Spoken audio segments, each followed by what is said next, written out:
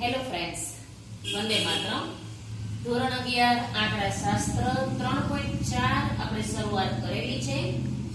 3.4 માં હવે આજે આપણે દાખલા લઈએ છીએ સતત, એટલે કે વર્ગ આપ્યા હોય ને એવા આવૃત્તિ વિતરણ વાળા દાખલા. અને દાખલો બીજો, તમને માહિતી આપી છે એમાં મધ્યસ્થ નીચે લીટી કરજો.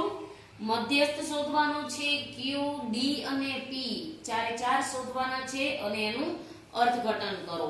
પેલું કોલમ તમને આપ્યું છે વર્ગ F અને CF. વર્ગ અને F આપ્યા છે તો CF શોધવા હોય ત્યારે પેલી આવૃત્તિ 5 એને જ આવશે. 5 માં 18 ઉમેરો એટલે 18 ને 5 23, 23 માં 24 ઉમેરો 47, એમાં 7 ઉમેરો 54, એમાં 5 ઉમેરો 59, એમાં 1 ઉમેરો 60, એટલે n 60 આવશે. હંમેશા છેલ્લી CFI જેટલો જ n હોય. હવે આપણે પેલો પોઈન્ટ કરવાનો આવશે મધ્યસ્થ m. વર્ગ આપ્યા હોય ત્યારે સૂત્રમાં +1 ન આવે. આપણે અગાઉના વિડિયોમાં કીધું કે આખું ચેપ્ટર એક જ સરખું છે, એક વર્ગવાળામાં +1 નહીં કરવાના. m છે એટલે અડધો ભાગ છેદમાં 2 આવે. n ના છેદમાં 2 માં અવલોકનની કિંમત n છે 60, 60 ના છેદમાં 2 એટલે કે 30. 30 માં અવલોકનની કિંમત CFI માં જોવો તો 30 નો સમાવેશ શેમાં થાય? 47 માં સમાવેશ થાય છે. તો 47 સામેનો વર્ગ 200 થી 300 થાય. L એટલે મધ્યસ્થ વર્ગની અધઃસીમા, નીચલી હદ 200 છે. L 200. CF જેમાં સમાવેશ થયો એની ઉપરના લેવાના 23. F જેમાં સમાવેશ થયો એની સામેના 24. C એટલે અહીંયા જે વર્ગ આવ્યો હોય ને એની વર્ગ લંબાઈ 200 થી 300 એટલે C થશે 100. આ નિવારક વર્ગ છે. કેવા વર્ગ છે? નિવારક. ત્યારબાદ m નું મોટું સૂત્ર આવશે L પ્લસ અંશ છેદની લીટી કરવાની આવે. n દુત્યાંશ માઈનસ CF છેદમાં F ગુણ્યા C. L આપણે અહીં લખેલું જ હશે 200 આર્યા. n દુત્યાંશ અગાઉ કરેલા જ હોય 30. CF લખેલા જ છે 23. F 24. C 100. 200 પ્લસ 30 માંથી 23 જાય તો 7 ગુણ્યા 100 છેદમાં 24 એટલે કે 700 ભાગ્યા 24 કરશો તો આવશે 29.17.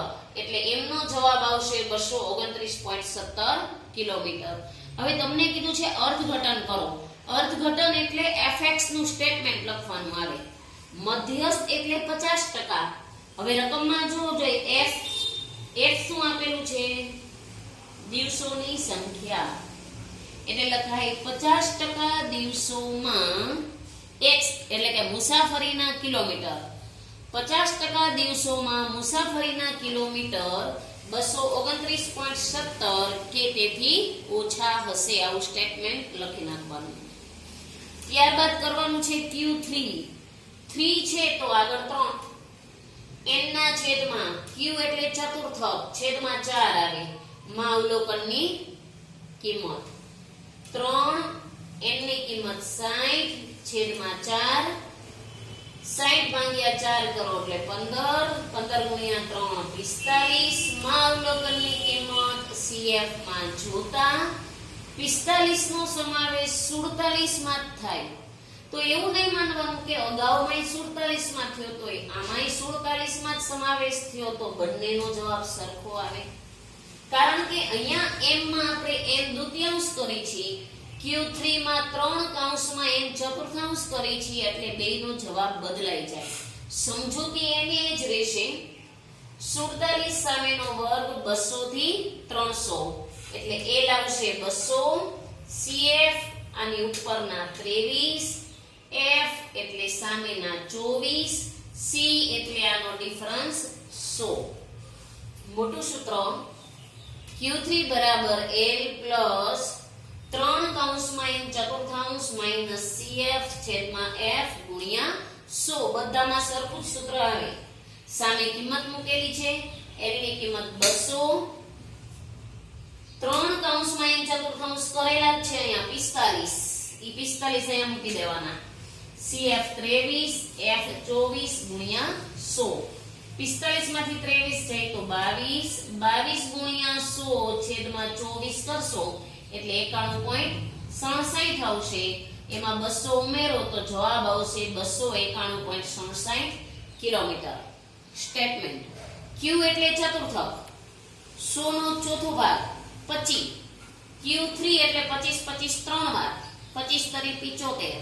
તો સ્ટેટમેન્ટમાં આવે 75% દિવસોમાં મુસાફરીના કિલોમીટર 291.67 કે તેથી ઓછા હશે. હવે આપણે પછીનો પોઈન્ટ ત્રીજો શોધવાનો છે D8.